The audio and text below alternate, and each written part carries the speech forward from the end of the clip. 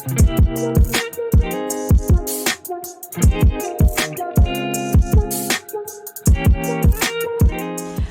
back to Abram's Mom Kitchenette.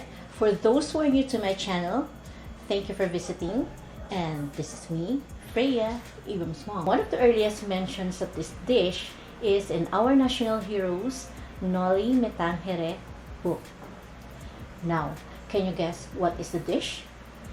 But before I proceed with the recipe, I want you to please give me a thumbs up for this, share this with your friends, comment down below, and subscribe to support my channel. So today, the dish I'm going to share is tinolang manok, or the ginger chicken with lemongrass. And this is how we cook this dish in Palawan. We cook this not only with ginger, but we also put lemongrass to it. Originally, we cooked this dish with a native chicken. But since native chickens are rarely seen in the market nowadays, we will only use the ordinary chicken that we have. So let's start. So the first thing that we are gonna do is to prepare all the ingredients, like washing thoroughly the vegetables and cutting it according to your preference. Prepare the meat. Actually, you can use any cut or any part of the chicken for this dish. Number one tip how to prepare and to clean the chicken meat is to use a salt to remove the slimy or the thin membrane of the meat. That thing makes the chicken as malansa. So what we do at home is to use a rock salt to remove that slimy thing like this. We are now ready to saute the garlic, the onion, and the ginger, the meat. And by the way, this tinolang manok has a chicken gizzard and chicken liver.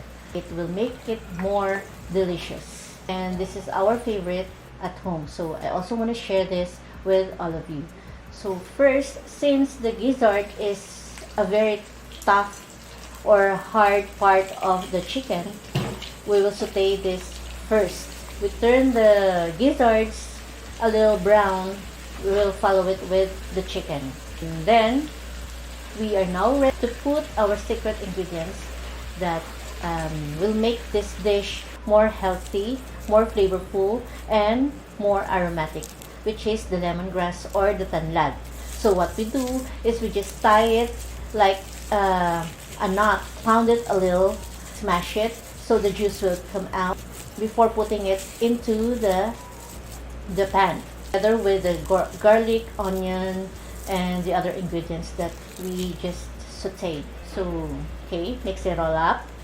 And then, we are now ready to put the water. And please take note that the water is according to your preference.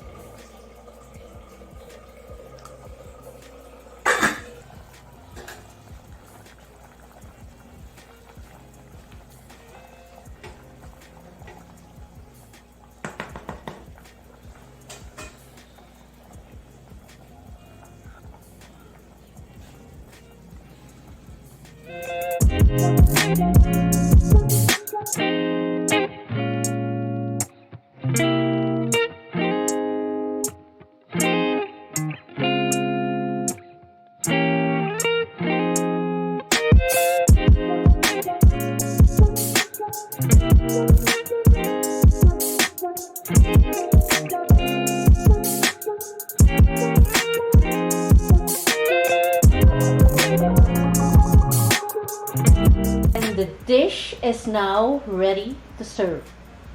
So if you find value and you have enjoyed my video, please give me a thumbs up, share this with your friends, comment down below, subscribe to support my channel, and see you around in my next video. Thanks for watching. Just eat, enjoy, and love with your family.